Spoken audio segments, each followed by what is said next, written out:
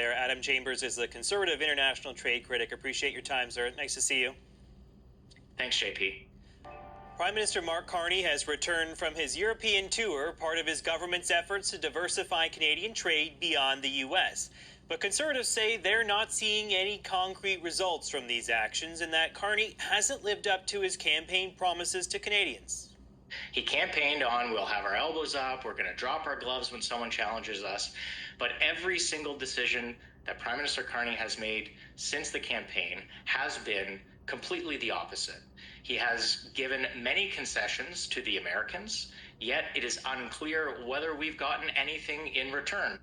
The Power Panel joins me now. Amanda Alvaro is a former Liberal Party communications strategist and co-host of the Beyond a Ballot podcast. James Moore is a former Conservative cabinet minister, and Shachi Kurl is the president of the Angus Reid Institute. Hi, guys. Nice to see you all. Hey, JP. Amanda, jump in on that clip from Adam Chambers. What do you say to him? Well, I think that the Prime Minister has been really clear, hasn't deviated one bit from the promise and commitment that he made to Canadians about strengthening and deepening the ties, diversifying the ties, the partnerships and relationships to rely less on the U.S. So while those talks continue with the U.S., his trip to Europe is really illustrative of the commitment that he's made.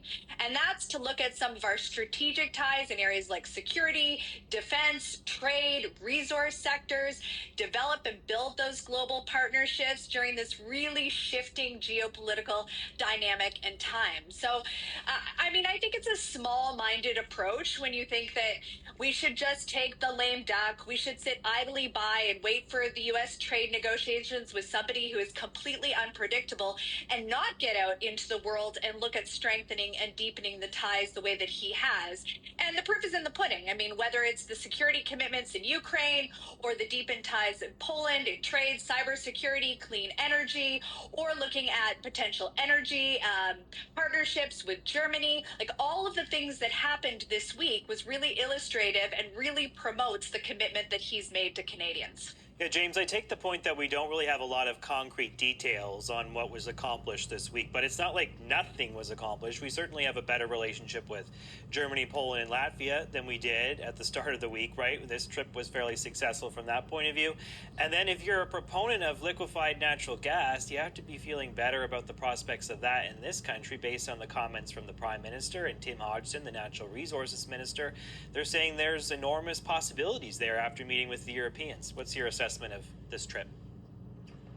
True. The viability of LNG through northern Manitoba, though, is in question. But look, it was more than 10 years ago that Stephen Harper signed the Canada-Europe Free Trade Agreement, and it takes a long time to build economic ties across the Atlantic Ocean. The United States works very well for us economically. We speak the same language.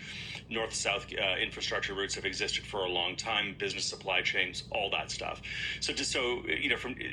When we signed the Free Trade Agreement, as I said, more than a decade ago, we had a lot of interruptions. Stephen Harper had a pretty aggressive plan to try to build those relationships with Europe, but they were interrupted by his defeat in 2015, by COVID in 2020, and Donald Trump's election in 2016, and then now his reemergence in 2024. So now this kind of, a decade later, we're actually trying to get some benefits of that economic arrangement so that we can create Canadian jobs through world sales into the European market, which is a phenomenal opportunity for Canada.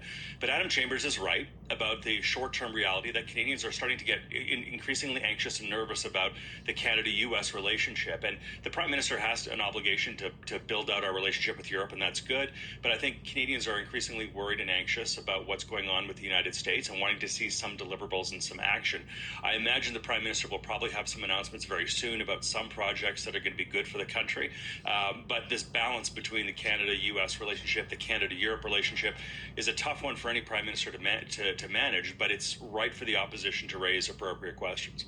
Shachi, you did some polling in June, and it showed 64% of Canadians were very confident the Prime Minister could strengthen relationships with like-minded nations. Do you think that he delivered on those expectations this week?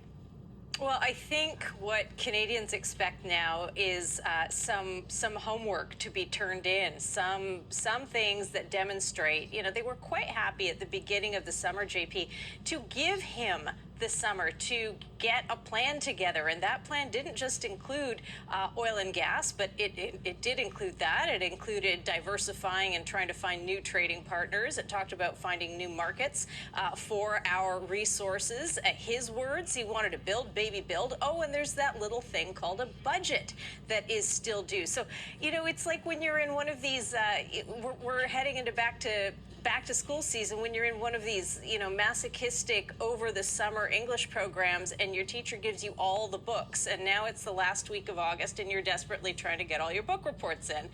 What is going to happen? I think we're going to start to see a little bit of softening in terms of where Canadians are at. They're still very much on the Prime Minister's side, but that is predicated more by an antipathy towards Donald Trump than it is by a sense that, yes, we have seen the proof points now and we're satisfied with what's being done.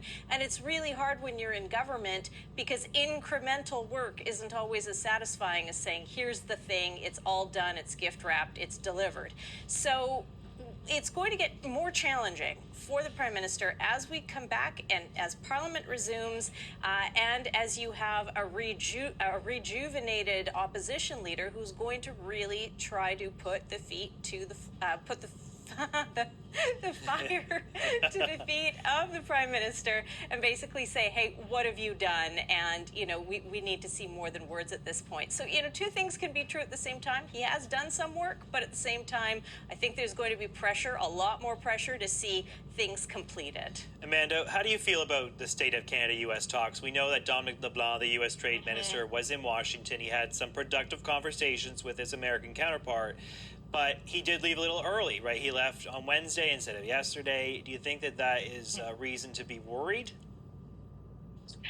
Well, I have the same information that we all have, and that was that the sources said that LeBlanc's meeting was supposed to be 60 minutes. It ended up being 90 minutes with Lutnick. They came out. There was this sense of optimism. They were really focused on sectoral tariffs that the U.S. has implemented, softwood, steel, aluminum, and everything that we heard coming out of it felt like things were headed in the right direction. So we can only take the word of those sources at this point. Obviously, Canadians are, I agree, anxious to get this deal done and looking ahead to the end of CUSMA and that entire trade negotiation. But I think that it's promising that the talks are ongoing, that our Canadian officials are coming back with a sense of optimism and conveying that to Canadians. I think that there's no reason to not believe that that's the course that we're headed in. Yeah, James, our sources usually describe these meetings as productive. There was a new way to describe it yesterday. They called it,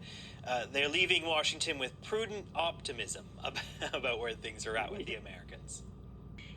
Hey Siri, find a parallel word for progress. Look, they're talking. That's good. Doors aren't being slammed. That's good. They have a cordial relationship. That's good. But we are now 7 months into the Trump presidency, which is to say we have 41 months left. And sort of managing this relationship and actually having continued dialogue is actually a good thing. I think that the relevant strategy for this government is probably to play the long game and just to manage the Trump administration and all of its complexities and all of its sort of erratic behavior over the long term. And I think that Dominic LeBlanc being down there and meeting with folks is a good thing. And so, tomorrow you may have breaking news on a headline that things have gone completely pear-shaped. I don't know. It's the nature of the Trump presidency. But I think as long as there's dialogue, as long as it's courteous, and as long as it seems to be, substantive and not sort of ad hominem, I think that's a win. Shachi, quick final thoughts to you on this one before we switch topics. Nothing more than I guess we're going to see. And, we don't know any more than we're going to find out. And at that point, Canadians will be able to judge what they think about the performance.